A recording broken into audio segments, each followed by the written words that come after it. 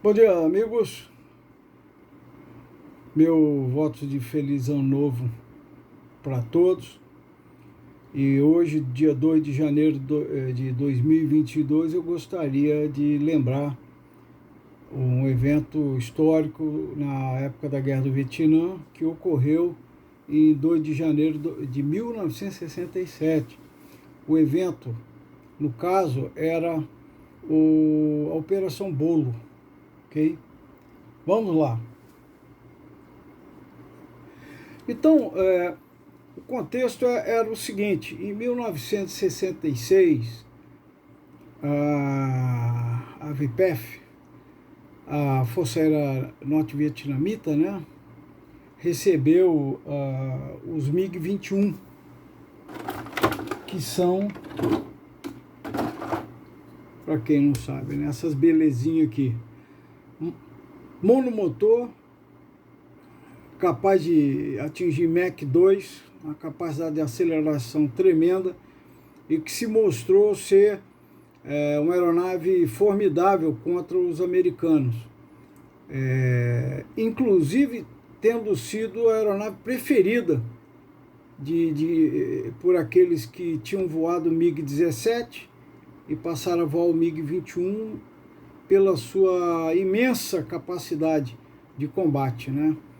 Eu vou lembrar também, realçar um fato que por vezes dá a impressão de não ser aquilo, de ser outra coisa e não sei. Os maiores responsáveis por abater aeronaves americanas não foram os MiGs, tá? Os maiores responsáveis foram os mísseis ar-terra, terra-ar, desculpe, e artilharia antiaérea. Os MiGs, a gente tem que entender o seguinte: a Força Aérea Norte-Vietnamita era uma força aérea limitada, tinha poucos aviões. E durante toda a guerra, eles nunca conseguiram ter o 100% de disponibilidade. Tá? Ficava entre 30% e 40% de disponibilidade. É fácil de entender. O clima, as condições precárias, os ataques constantes dos americanos. Então, sempre que eles podiam, eles evitavam entrar em confronto direto com os americanos, ok? Até porque eles trabalhavam na doutrina soviética de usar o controle de interceptação de solo, o tal do DCI. Ou seja, os caras eram vetorados o tempo inteiro, eles decolavam e o controle radar ia dando a proa tal, suba para tanto, acelera, recue, curva à direita, curva à esquerda, quase um robozinho, tá? Quase um robozinho. Quando eles perdiam essa capacidade, eles fugiam, eles desengajavam o combate e iam para a China, porque a China naquela época ela botou uma zona de exclusão aérea de 30 milhas da fronteira chinesa com o Vietnã para dentro do território chinês. Então ali se tornava uma espécie de santuário dos MiG, né? Eles davam problema, eles corriam para lá. Algumas vezes os americanos perceberam isso e ficavam orbitando ali por perto, esperando que o combustível dos caras ficasse embaixo e eles partissem para cima dos MiGs. Mas não, na maioria das vezes eles iam e pousavam numa base aérea chinesa lá, ok? Então o MiG-21 foi um dos grandes responsáveis aí por abater aeronaves americanas, sendo que, reforçando o que eu já falei, sendo que os maiores responsáveis por abater aeronaves americanas eram a artilharia antiaérea, os mísseis e depois os próprios MiGs. Nesse caso específico, em 67, os números estavam muito desfavoráveis aos americanos. E então eles já estavam trabalhando de como é que eles iam reverter isso aí. Então um militar americano propôs uma ideia para o coronel Robin Olds e o James Chapman, e eles bolaram essa operação chamada Operação Bolo. O que seria essa operação? É o seguinte: o F-105, tá aqui, essa beleza aqui, tá?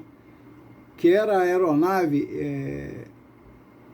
usada para os combates, para as missões de bombardeiro, inclusive a quantidade de F-105 que foi abatida, uma quantidade fenomenal assim, né?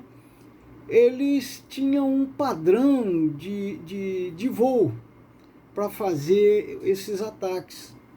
Então, assim, eles tinham um determinado tipo de formação, de voo de formatura, determinadas aeronaves, determinada velocidade, determinados códigos, tá? Certos horários.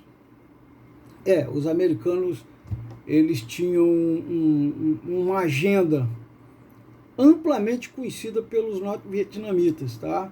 A ponto de, quando eles decolavam da Tailândia, o Hanoi sabia de imediato, porque os espiões mandavam as mensagens para Moscou, Moscou informava para o comando militar lá em Hanoi. Isso acontecia tanto ali na Tailândia, Vietnã do Sul e na ilha de Guam, onde estavam as B-52, que era cercada ali pelas famosas traineiras pesqueiras da União Soviética, que na verdade eram barcos espiões, um monte de antena. Então decolavam a B-52, eles já informavam Moscou, que informava Hanoi. Muito bem. Nesse caso, a missão era bem simples. A missão era a seguinte: era preparar uma formação de aeronaves, em que essas aeronaves reproduzissem o máximo possível o voo dos F-105, ou seja, quantidade, as aeronaves de apoio, as aeronaves de proteção que foram feitas pelo F-104, caso de interceptação e tal, né? E o núcleo da operação seria um voo em formatura de F-104, de F-4, no caso da época lá, o F-4C, tá bom? Então, assim, eram na mesma velocidade, mesma altura, o mesmo código, tá? O mesmo tipo de papo rádio que os caras ficavam ouvindo, tá? Então, as mesmas proas e tal. Aí tinha um detalhezinho pequeno. Os norte-vietnamitas, muitas vezes, eles lançavam os MiGs para interceptar os caras lá longe e com isso forçar, como eu já falei no início, a ideia do norte-vietnamita era impedir o voo, impedir que os aviões chegassem ao alvo. Então, para os norte-vietnamitas, ao ser interceptado, os caras alijassem as bombas, tá bom, já estava bom, já estava no lucro, porque as bombas não iam cair nas casas deles lá, tá? Então essa era a intenção. Mas nesse dia, no dia 2, estava encoberto toda a região. A base que foi escolhida era uma base que ficava a 20, 30 milhas de Hanoi, se eu não me engano, a base Phu Quoc, o nome, tá?